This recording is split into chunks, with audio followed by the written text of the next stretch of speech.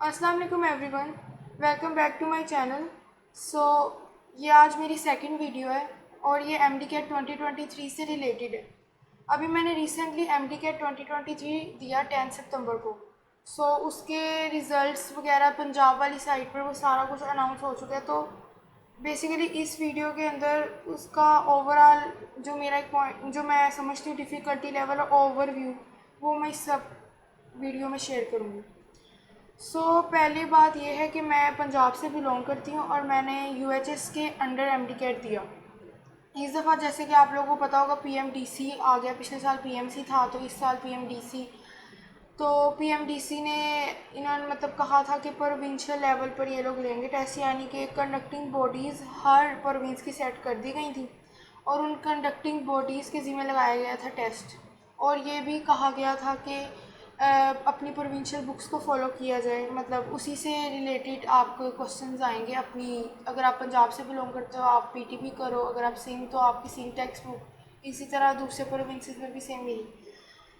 तो मैंने यूएचएस के अंडर टेस्ट दिया, तो यकीनन इनकी ये सारी तो बातें ही बातें होती हैं।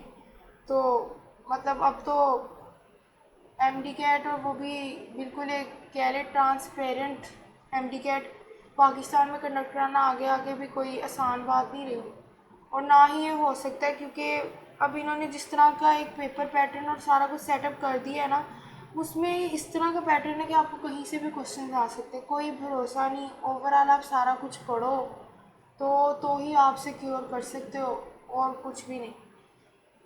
तो फिर अब मैं अपने पेपर का रिव्यू शेयर करती हूँ, जो जो मेरे अकॉर्डिंग मुझे डिफ़िकल्टी लेवल लगा। तो हम शुरू करते हैं।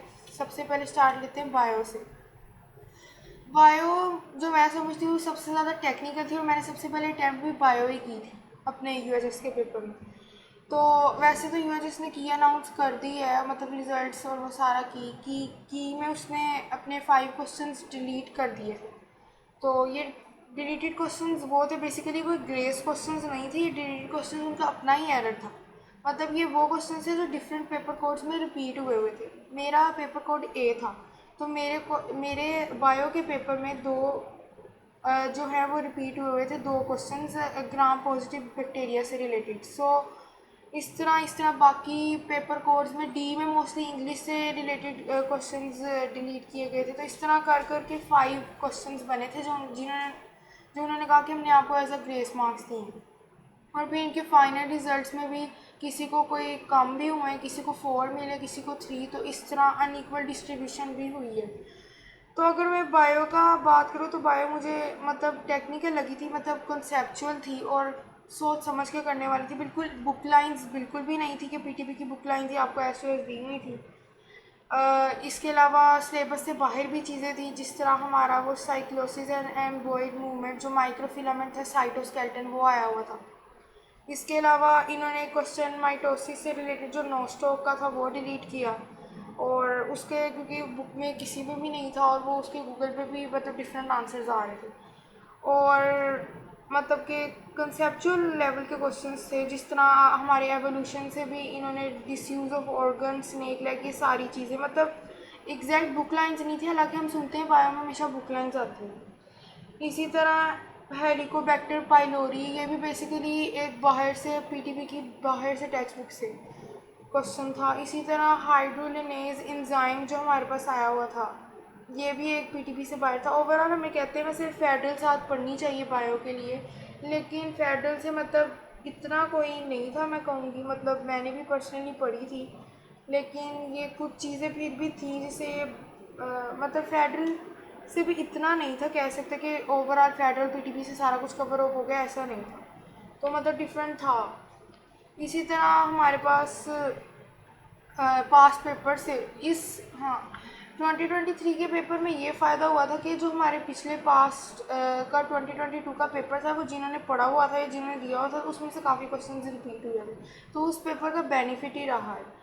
तो इसी तरह यहाँ पर भी वो क्वेश्चन पैरवो वायरस का बायो में रिपीट हुआ था। इसी तरह हमारे पास वो ड्रोसोफिला से रिलेटेड क्वेश्चन रिपीट हुआ है। और एनिमेलिया के क्वेश्चंस बुक लाइन्स थी, लेकिन बुक लाइन्स भी थोड़ी उन्होंने टेक्निकल सी दी हुई थी, जैसे प्लेनेरिया के अंदर उन्होंने एक्सक्रीशन पूछी थी। हम पढ़ते हैं फ्लेम सेल्स, लेकिन यहाँ पर उन्होंने प्रोटोनेफ्रीडिया, मेटानेफ्रीडिया इस तरह के ऑप्शन दी हुई थी। तो ये वाला बेसिकली इसका आंसर प्रोटोनेफ्रीडिया था, और ये उन्होंने इस तरह दिया था, इसको लिंकअप किया था कि जो सेकेंड ईयर बायोलॉजी है उसका चैप्टर नंबर जो 1 है उसके अंदर ये इनकी एक्सक्रीशन पे है, तो वहाँ ये चीज़ लिखी हुई है। तो उन्होंने लिंकिंग अप की हुई थी बेसिकली। तो मतलब कि जो भी आपका होता है सिलेबस के अंदर को डाटा, उससे रिलेटेड जितना भी डाटा आपको मिल सकता है वो रीड अप ज़रूर करें। ओवरऑल यही चीज़ है बेसिकली। आगे अगर मैं केमिस्ट्री की बात करूँ तो ऑफ कोर्स केमिस्ट्री भी इतनी कोई सिंपल नहीं थी कि बिल्कुल ही हाँ इस दफ़ा न्यूमेरिकल्स पिछले साल की निस्बत कम थे, लेकिन ऑफ कोर्स यूएचएस की कीज़ में भी बहुत इशू था। जिस तरह HClO4 का मैं बहुत सुन रही थी कि बहुत इशू है, मतलब इसका आया हुआ है, टॉपर से उठा के दिया हुआ है क्वेश्चन। तो अब ये पता नहीं उन्होंने जो एंड पे फाइनल रिजल्ट में नंबर दिए वो अपनी की करेक्शन के ग्रेस मार्क्स दिए हैं क्या, ये वही बेहतर जानते हैं। बाकी इसी तरह हमारे पास की में ये पीटीपी का हीट कैपेसिटी का उन्होंने साफ साफ रॉन्ग किया हुआ था। हालांकि किसी अंधे को भी नज़र आता है कि मतलब बुक की एग्जैक्ट लाइन है हीट कैपेसिटी के किलो जाउल पर केल्विन, हमारी केमिस्ट्री की एग्जैक्ट लाइन है। फिर भी पता नहीं गूगल को ज़्यादा प्रेफर शायद किया यूएचएस ने, जाउल पर केल्विन इसका ठीक किया हुआ था।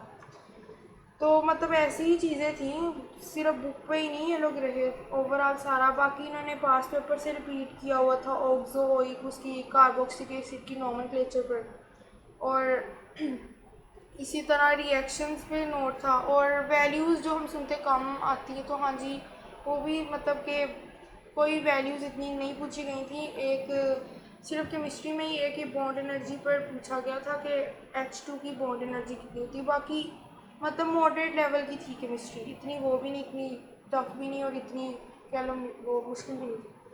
आगे हमारे पास आता है फ़िज़िक्स। तो फ़िज़िक्स एक ऐसा पोर्शन था जो मैं कहती हूँ 2022 से बहुत ज़्यादा रिपीट हुए हैं इसके क्वेश्चन। तो मतलब फ़िज़िक्स में ना न्यूमेरिकल्स पिछले जो काफ़ी आए हुए थे, तो उनका बेनिफिट ही रहा है जिन्होंने 2022 का पेपर पढ़ा है या पास पेपर से। तो इसके अंदर मतलब न्यूमेरिकल्स पिछले रिपीट हुए थे और बाकी चीज़ें थोड़ी बहुत थी। या इसमें से भी एक क्वेश्चन पेंडुलम वाला डिलीट किया हुआ था, हो सकता है किसी पेपर कोड में रिपीट हो। और इसी तरह न्यूमेरिकल्स काफ़ी रिपीट हुए हुए थे। और हमारे पास इसमें भी ऑफ कोर्स कीज़ में इश्यूज थे। कॉम्पटन इफेक्ट का इन्होंने सिर्फ कोई और आंसर मार्क किया हुआ था, हालांकि ग्रेटर एनर्जी मोमेंटम। और एक हमारा डॉपलर इफेक्ट का बहुत कहने मतलब काफ़ी सोल्व करने वाला था जो रिपीट हुआ हुआ था। तो ये भी जिन्होंने मैंने तो पिछला पेपर पढ़ा था, तो मैंने तो बगैर सॉल्व करे आंसर इसका 4.37 जिसका था वही मार्क किया। आउट ऑफ कोर्स देने ही देने होते हैं इन्होंने। वो हमारे पास डायमेंशंस के क्वेश्चन आया हुआ था, बाकी परमिटिविटी का रिपीट हुआ हुआ था, कैपेसिटेंस का क्वेश्चन रिपीट हुआ था। इसी तरह इन्होंने अल्ट्रा कैपेसिटर पता नहीं कहाँ से उठा के दिया है, यही बेहतर जानते हैं, जिसका हमारे पास डबल लेयर इफेक्ट है, हमारे कोर्स में नहीं है। और मेरा नहीं ख्याल फेडरल में है, मैंने वैसे पढ़ी नहीं है, लेकिन मेरा नहीं ख्याल के है। इसी तरह मैग्नेटिक लेविएशन ट्रेन वाला क्वेश्चन रिपीट हुआ हुआ था हमारे पास। मतलब फिज़िक्स में मैं समझती हूँ काफ़ी क्वेश्चन रिपीट थे। आगे हमारे पास इंग्लिश आती है, तो इंग्लिश इस दफ़ा इजी ही थी, सिनोनिम्स इतने नहीं पूछे हुए थे जितने पिछले साल थे। एक कारपेंटर वाला पूछा हुआ था जिसका आर्बेस्क्यू था आंसर। बाकी कंप्रीहेंशन थी हमारे पास, जो एक मतलब रीड अच्छी तरह करके उसका आंसर देना था, जिसमें डायरेक्शंस थी। और मतलब बाकी इसमें दो क्वेश्चन जो कोड डी में रिपीट हुए थे वो डिलीट इन्होंने किए हुए थे। तो इंग्लिश ओवरऑल मैं कहूँगी ईजी ही थी पिछले साल की निस्बत। बाकी हमारी लॉजिकल रीजनिंग आती है, तो लॉजिकल रीजनिंग भी लास्ट ईयर की निस्बत ईजी थी। मतलब ऐसे क्वेश्चंस थे कि जिनका हम कह सकते हैं कि आंसर भी सीधा सीधा बनता है, क्योंकि कुछ ऐसे क्वेश्चन होते हैं मसलन कोर्स ऑफ एक्शन में जिनके आंसर डिफरेंट लोगों की डिफरेंट ओपिनियंस में आ रहे होते हैं, तो वो काफ़ी कम्प्लेक्सिटी क्रिएट कर देता है। लेकिन इतना मतलब लॉजिकल का पोर्शन भी इतना टफ नहीं था। तो बाकी यही होता है, इंसान अपनी तरफ से पूरी करता है, बाकी अल्लाह ताला की ज़ात सबकी मेहनत को देख रही है। अल्लाह से यही दुआ है कि अल्लाह हम सबको कामयाब करे। बाकी इंशाल्लाह मैं अपनी एमडीकेट की जर्नी अपनी अपकमिंग वीडियोस में ज़रूर शेयर करूँगी कि मेरे लिए मेरा एक्सपीरियंस कैसे था और मेरा किस तरह मार्क्स और वो सारा। अभी बस दुआओं में याद रखें, अल्लाह हम सबको अपने ज़ुबान में रखें, अपना बहुत बहुत ख्याल रखें और अल्लाह हाफ़िज़।